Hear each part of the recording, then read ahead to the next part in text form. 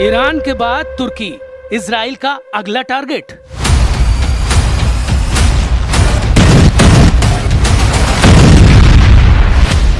Netanyahu versus Erdogan, middle east में नया महायुद्ध।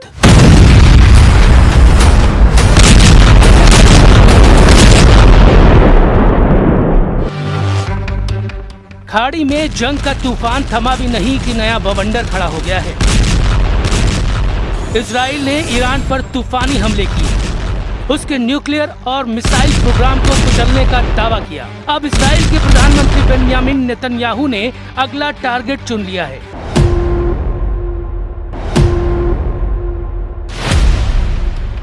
तुर्की के राष्ट्रपति एर्दोआन को नया दुश्मन क्यों बता रहे हैं नेतन्याहू? नेतन्याहू को 5000 साल तक जेल में क्यों रखना चाहते हैं एर्दोआन? הם שבאו להשמיד אותנו, הם נלחמים כרגע על הישרדותם. הכוח של מדינת ישראל, רק 80 שנה אחרי השואה, נראה בפני כל העולם. גם אם העולם שכח את לקחי השואה, אנחנו לא שכחנו. ईरान के साथ 40 दिन की जंग सीज फायर के बाद भले ही रुक रुक कर बढ़ रही हो, लेकिन इजराइल ने तुर्की को नया खतरा बता दिया है। भले ही खुद नेतन्याहू कह रहे हैं ईरान के खिलाफ उनकी जंग खत्म नहीं हुई है, लेकिन इजराइल के एक्सपर्ट और पूर्व पीएम ने बड़ी चेतावनी दे दी है। एक शातिर और खतरनाक दुश्मन जो इजराइल को घेरना चाहता है। हमें अलग अलग तरीकों से लेकिन एक साथ तेहरान और अंकारा से पैदा हुई दुश्मनी के खिलाफ एक्शन लेना होगा। तुर्की नेटो का सदस्य है, लेकिन रुख पूरी तरह इजराइल के खिलाफ है।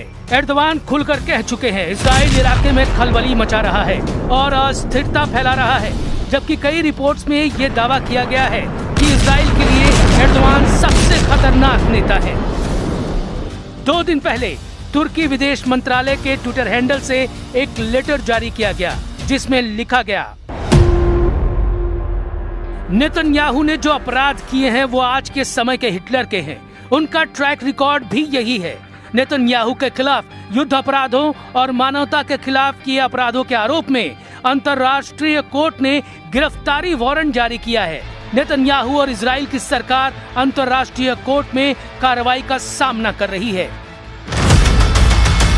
लेकिन इजराइल की सबसे बड़ी टेंशन ईरान नहीं, बल्कि लेबनान का हिजबुल्लाह है। सीज फायर के बाद भी इजराइल और हिजबुल्लाह में जंग की रफ्तार नहीं थमी। दोनों करीब 2.5 साल से एक दूसरे के खिलाफ युद्ध लड़ रहे हैं।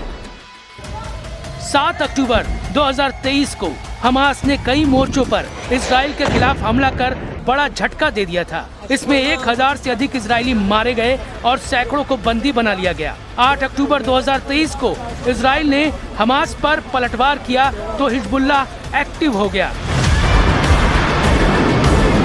हिजबुल्लाह ने इजरायली बॉर्डर को रॉकेट हमलों से धुआं कर दिया और तब से हिजबुल्लाह और इजराइल के बीच जंग छिड़ी हुई है। करीब 2.5 सालों से इजराइल हिजबुल्लाह को बॉर्डर से पीछे धकेलने में लगा है।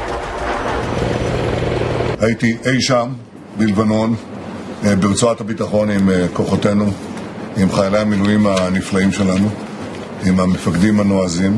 הם עושים שם עבודה מדהימה, ברוח איתנה, בנחישות גדולה, ובהצלחות גדולות שכמובן צריך להכיר בהם. הדבר הראשון,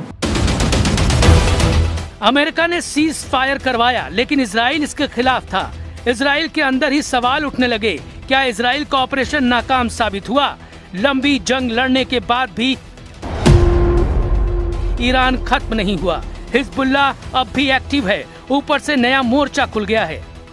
अगर तुर्की और इजराइल आमने सामने आए तो ये सिर्फ 2 देशों की लड़ाई नहीं होगी, नेटो बनाम मिडिल ईस्ट की जंग शुरू हो जाएगी। मुस्लिम दुनिया और इजराइल के बीच जंग का नया मोर्चा खुल जाएगा और एक नया लेकिन बड़ा युद्ध संकट शुरू हो जाएगा। तुर्की पहले ही चेतावनी दे चुका है और अपने इलाके में सैन्य तैयारी बढ़ा रहा है।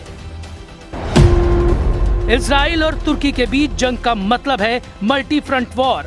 गाजा, लेबनान, सीरिया होते हुए भूमध्य सागर तक जंग पहुंच जाएगी। तुर्की नेटो का सदस्य है तो इस जंग में नेटो भी उलझ जाएगा। इजराइल इस जंग को परमाणु हमले तक ले जा सकता है।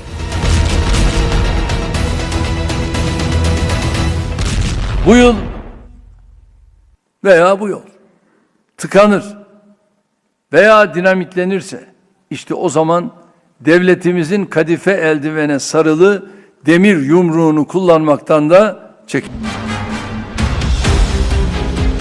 मार्च 2026 से लेबनान में इजराइल ने नई जंग की शुरुआत की। इजराइल ने साउथ लेबनान में ग्राउंड ऑपरेशन और एयर स्ट्राइक्स तेज कर दिए। हिजबुल्लाह ने उत्तर इजराइल पर रॉकेट बरसाए, यहाँ तक कि पुराने चर्च तक को निशाना बनाया गया। इजराइल ने कसम खाई कि वो अब हिजबुल्लाह के खिलाफ तब तक जंग लड़ेगा जब तक उनके पूरे हथियार खत्म न कर दे। इस जंग से लेबनान की सरकार इतनी डर गई कि उसने वॉशिंगटन तक से बात की, लेकिन हिजबुल्लाह ने इजराइल से बात करने से इनकार कर दिया। हिजबुल्लाह ने कहा कि इजराइल के साथ बातचीत का मतलब है सरेंडर। हम इजराइल के साथ बातचीत नहीं करेंगे। ये बातचीत आग के बीच आत्मसमर्पण है। हम इजराइल के हर हमले का जवाब देंगे बिना किसी सीमा के। इसके बाद इजराइल ने हिजबुल्लाह चीफ नईम काज़मी को अपना सबसे बड़ा टारगेट बना लिया। इजराइल कह रहा है ये गाजा मॉडल नहीं है बल्कि हिजबुल्लाह को पूरी तरह खत्म करने का ऑपरेशन है। इसके जवाब में हिजबुल्लाह ने हुंकार भरी कि वो और भी मजबूत हो गया है। अब सवाल है, क्या नेतन्याहू दो मोर्चों पर लड़ाई लड़ेंगे? हिजबुल्लाह अभी भी एक्टिव है और तुर्की की धमकियां बढ़ती जा रही हैं। इलाके में शांति दूर दूर तक नहीं दिख रही। हिजबुल्लाह गुरिल्ला वॉर और रॉकेट हमलों में माहिर है। हिजबुल्लाह से निपटने के लिए इजराइल को रॉकेट लॉन्च पैड को सबसे पहले खत्म करना होगा। स्पेशल फोर्सेस से टारगेटेड ऑपरेशन शुरू करना होगा, लेकिन तुर्की से उसकी लड़ाई आसान नहीं होगी। उसके पास बड़ी सेना है, नौसेना के साथ ड्रोन का जखीरा है। तुर्की से डायरेक्ट ग्राउंड वॉर करना इजराइल के लिए आसान नहीं होगा। हालांकि इजराइल फाइटर और साइबर वॉर के सहारे तुर्की के खिलाफ जंग बढ़ा सकता है। तो क्या ईरान सिर्फ शुरुआत था? क्या नेतन्याहू अब नया मोर्चा खोलने जा रहे हैं? क्या एर्दोआन अगला बड़ा खिलाड़ी बन चुके हैं? क्या दुनिया एक और बड़े युद्ध की तरफ आगे बढ़ रही है? लेकिन सबसे बड़ा सवाल अब है, क्या नेतन्याहू जानबूझकर जंग का दायरा बढ़ा रहे हैं? क्या एर्दोआन खुद को मुस्लिम दुनिया का नया लीडर साबित करना चाहते हैं? और क्या हिजबुल्लाह इस पूरे खेल का सबसे खतरनाक मोहरा है? लेकिन इस पूरी जंग में एक और खतरनाक परत छुपी हुई है। ये सिर्फ इजराइल बनाम हिजबुल्लाह या इजराइल बनाम तुर्की की लड़ाई नहीं है, बल्कि ये बनती जा रही है पूरे मिडिल ईस्ट की एक नई जंग।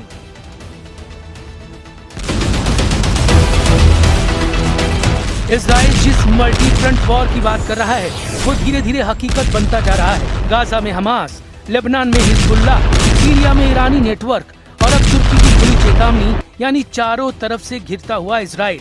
ईरान से शुरू हुई ये जंग अब तुर्की, लेबनान और पूरे मिडिल ईस्ट को निगलने की तरफ बढ़ रही है। और सवाल सिर्फ ये नहीं है कि अगला निशाना कौन है, सवाल ये है क्या दुनिया इतनी बड़ी जंग के लिए तैयार भी है, क्योंकि इसके आगे सकता है।